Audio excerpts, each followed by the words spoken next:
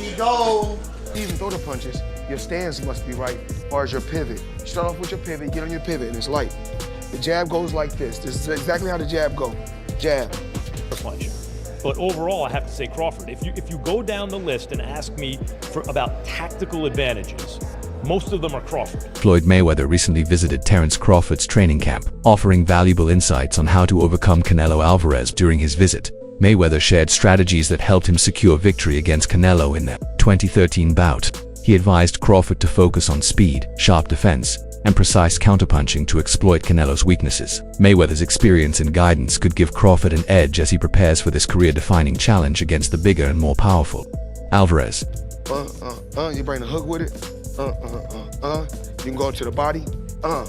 Jab. Just double jab. Triple jab.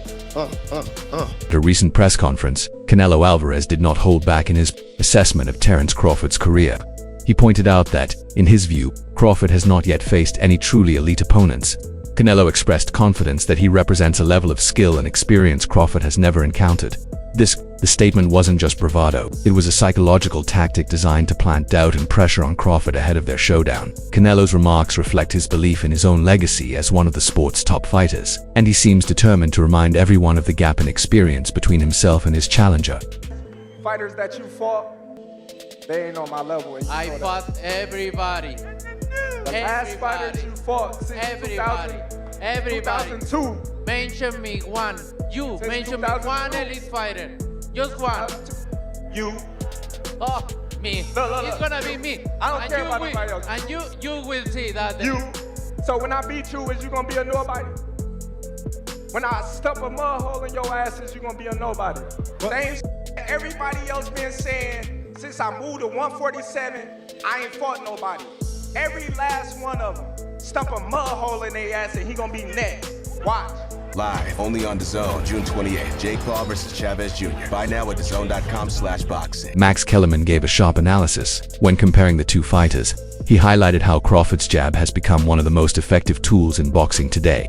Kellerman noted that although Canelo once possessed a similarly sharp jab, it has faded over time, and now Crawford's precision and speed in this area give him a clear edge. Furthermore, Kellerman emphasized that Crawford's tactical intelligence could present major problems for Canelo, who primarily relies on his natural size and power. This breakdown underscores how strategy and technique could outweigh physical attributes in this matchup. Best jab, Crawford.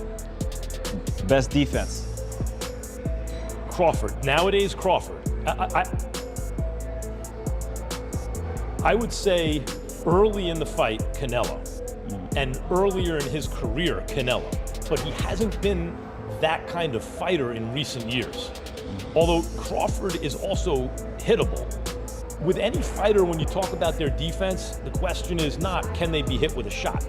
You take punches. Everyone, the greatest defensive fighters ever get hit. Pernell Whitaker, Willie Pep, Floyd Mayweather, they all get hit. The question is, can you hit them with combinations? And both guys are hard to hit. With the two-piece, hard to hit. So who has the best footwork out of the two?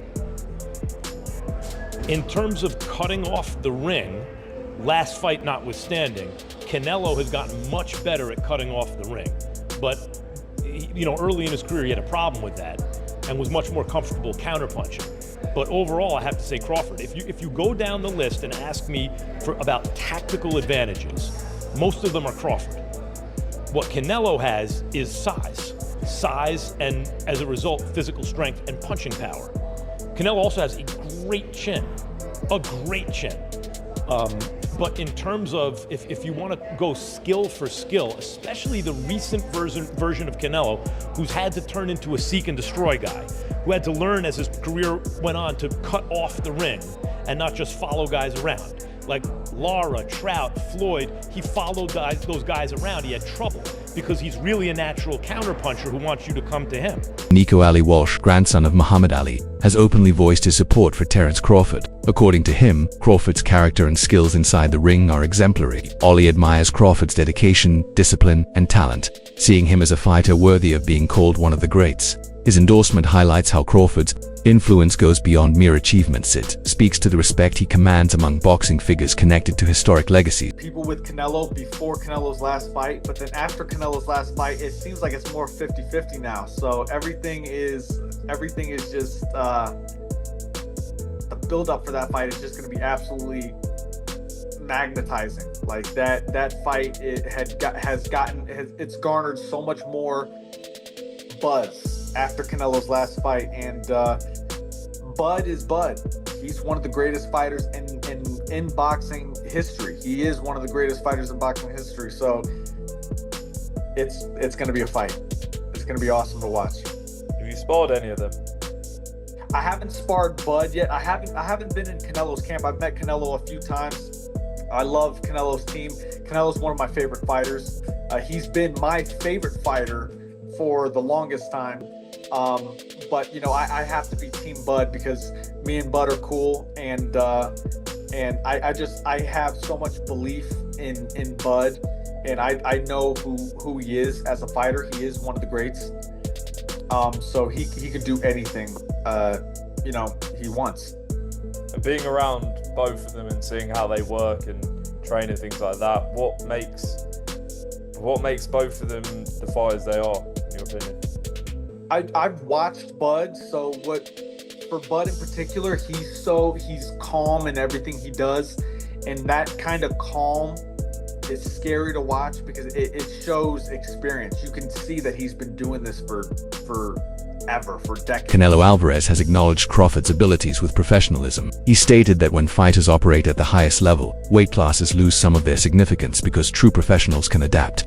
Canelo expressed his commitment to preparing with maximum intensity, understanding that facing Crawford requires more than just relying on natural advantages.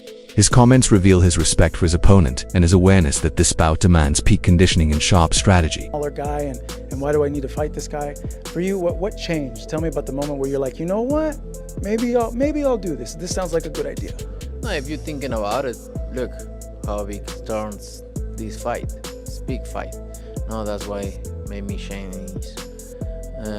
But you know, I've been in his situation before, jumping weight classes, and when you're a good fighter, that doesn't matter. So I'm not gonna focus on that. I'm gonna focus on training very hard because Crawford is a very good fighter. Yeah, tell me about your experience with that, because now it's reversed. He's coming up in weight. What could be dangerous? What aren't we seeing that maybe you see in this fight? No, everything. He's a good fighter. Obviously, I know that, and I need to be careful. I need to be careful in everything. Showbiz The Adult provided a balanced perspective on this fight. He praised Canelo's physical strength and the intense nature of his training camp, highlighting how these factors contribute to Canelo's consistent dominance in the ring. At the same time, he recognized Crawford's unique ability to understand and counter tricks due to his wrestling background, which adds layers to his defense and attack.